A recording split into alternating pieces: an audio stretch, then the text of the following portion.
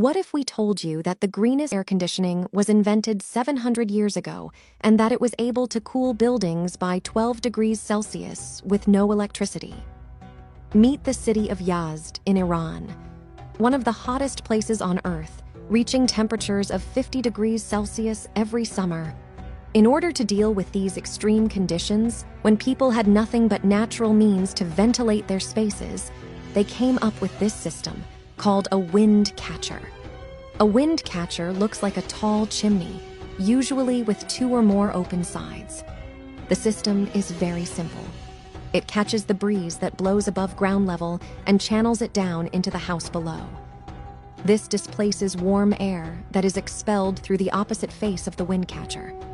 Sometimes they are combined with the qanats, narrow underground galleries that carry water to buildings and that provide further cooling when in contact with the incoming air.